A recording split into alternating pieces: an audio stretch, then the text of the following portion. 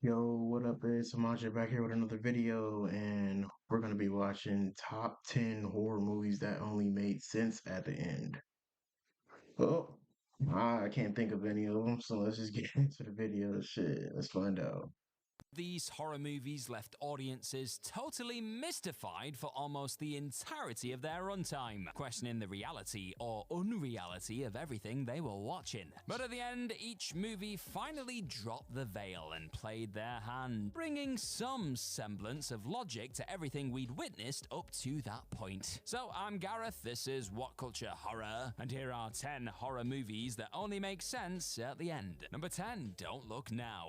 Nicholas Roeg's masterful Don't Look Now follows a grieving couple, John and Laura, in the wake of their young daughter's accidental drowning death. While in Venice for work, John begins to catch sightings of a small figure in a red coat resembling his daughter when she died, and things only get stranger from there. John is warned that his life is in danger, is nearly killed in a scaffolding accident, and then witnesses a vision of Laura on a funeral cortege in Venice. At film's end, John glimpses the red coat wearing figure once again and gives chase. But when he catches up to his daughter, the horrific truth is revealed. The figure is actually a female dwarf serial killer who has been terrorizing the area, and who promptly kills John with a meat cleaver. Hell of a twist. Only then do both a dying What? John and the audience realize that the increasingly strange and confusing sights encountered throughout the film were actually premonitions of John's own future demise. Mind Oh, blown.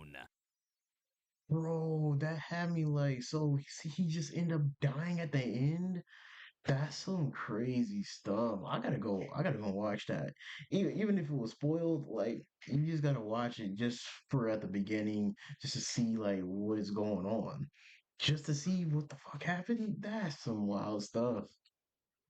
Okay, they got me right there with that one.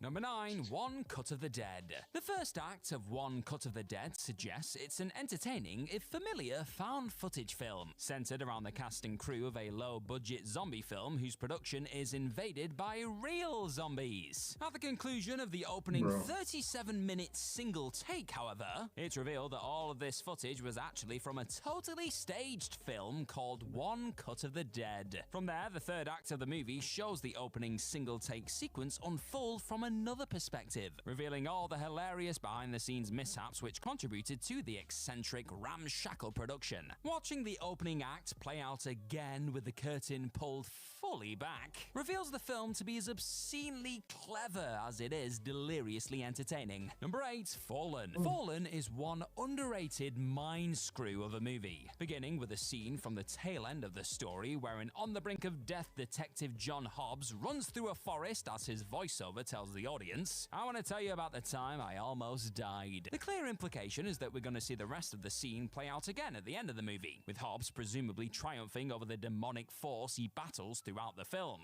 Azazel. Except that's not quite the case, folks. Fallen's ending sees Hobbs willingly allow Azazel to possess him, but Hobbs has also fatally poisoned himself, which should ensure that Azazel is unable to leap to another host before perishing. However, at this moment, Denzel Washington's voiceover returns, revealing that we were listening to Azazel all along, just as a cat comes across Hobbs' corpse. This, in turn, allows Azazel to possess the animal and continue his reign of mayhem. It places a huge WTF cherry on top of the entire tale. Damn. Number 7, Exam. 2000. I remember somebody telling me about this. I think I was at like a mechanic shop and somebody was talking to me about this horror movie called Fallen. I was like, what? Now I know what this is. That's some creepy stuff. Just some stuff that just always happens at the end. It's just always so tragic, bro. Like you thinking somebody's about to live, it ends up like a us a situation. You know the Us the movie.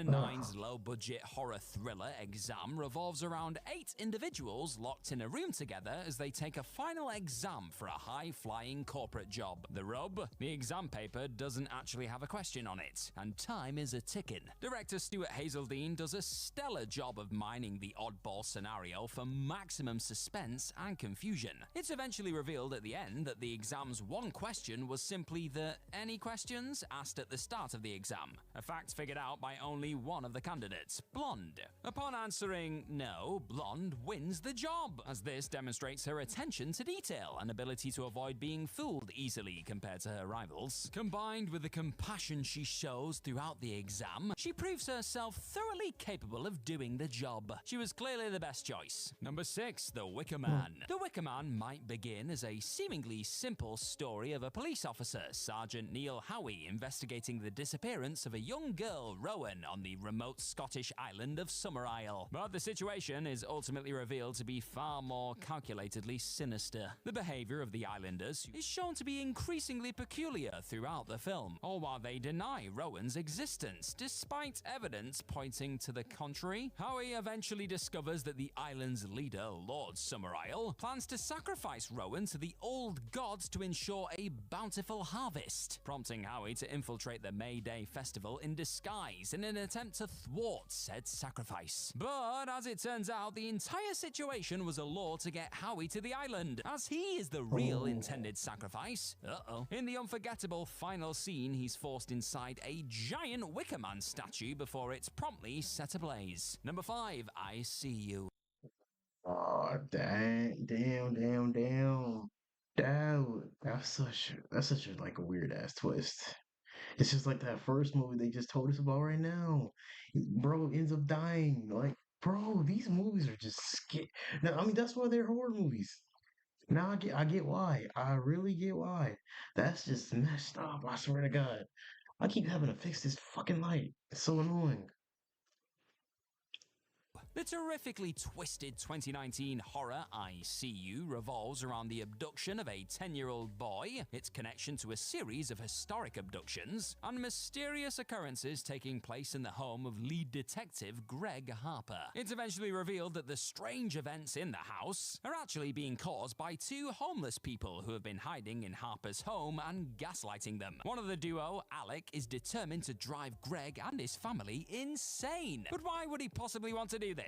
Well, because Greg is actually the serial kidnapper, and Alec was one of his intended victims many years prior. To call this film a wild ride is quite the understatement indeed, as though we What are the firmly hell? led to expect something supernatural for much of the runtime. The horror is ultimately of the fully grounded flesh and blood brand. Number 4, Diabolique. Henry Georges Clouzot's legendary psychological horror film follows a cruel boarding school headmaster, Michel, whose wife Christina and Nicole apparently conspire to kill him. And indeed, the duo do seem to drown Michelle, appearing to make it look like a suicide, only for their plan to go awry when Michelle's corpse inexplicably disappears. Christina becomes increasingly fearful of Michelle returning as a ghost, until in the film's climax, his corpse reappears in her bathtub. Michelle then rises from the tub, causing Christina to suffer a fatal heart attack out of fear, her heart condition having been established.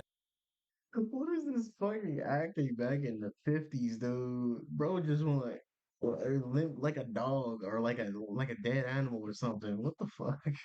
Earlier on. But what the hell is going Oh on man. exactly? Well, Michelle is very much alive and conspired with Nicole the whole time to stage his death and Whoa. haunt Christina until she died of fright. It was almost the perfect crime too, if not for the fact that Detective Alfred Fichet overhears their celebration and pieces the whole ruse together. So close, eh? Number 3, Saint Maud. What the Like hell? all great psychological horror films, Saint Maud teeters on a razor's edge, as it leaves the audience to question the precise nature of its reality until the very end. Has Nurse Maud simply been driven insane by a traumatic past incident in which she failed to save a patient? Or are her increasingly concerning visions a genuine test of faith from God? After murdering her apparently demonic patient, Amanda, the film's final scene has Maud head to the nearby beach where the truth is finally revealed. Maud douses herself in acetone and sets herself on fire, at which point she appears to sprout angel wings as everyone else on the beach suddenly bows down in awe of her. But in the film's final second, director Rose Glass smash cuts to the nauseating reality of the situation. Maud screaming in agony as she burns to death. Yep, that'll clear it up alright. Number 2, The Empty Man. Cult classic The Empty Man is an incredibly tricky film to nail down, because it at first appears to be explicitly about the titular supernatural entity, which kills teenagers and apparently aids its followers as long as they do its bidding. After over 2 hours of discomforting, aggressive weirdness, however, it's revealed that ex-cop protagonist James LaSombra isn't who we think he is. Rather, he's a tulpa, an entity created through manifestation by the Empty Man's cult, to, in this case, serve as the new vessel for the creature, as its current vessel nears death. Everything we know of James' tortured past, namely the deaths of his wife and son in a car accident, were created by the cult, because that grief helps him sustain a connection to the Empty Man.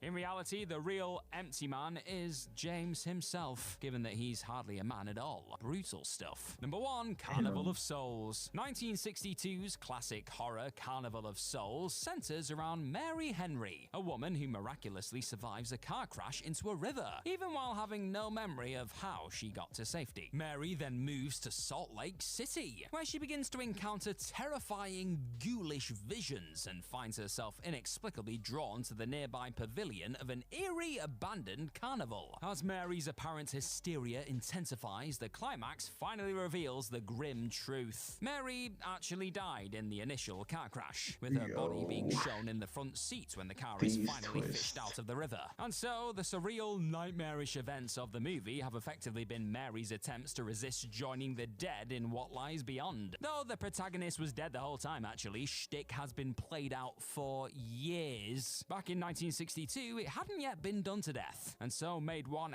hell of an impact. People were stunned, probably. I don't know, I wasn't there. Bro, these were literally so surprising. This video definitely got the title. That first one really psyched me out. A midget in a raincoat and he dies? What? Bro, that one really surprised me, bro. Hey, let me know which one surprised y'all. And man, leave a like and subscribe if you like the reaction.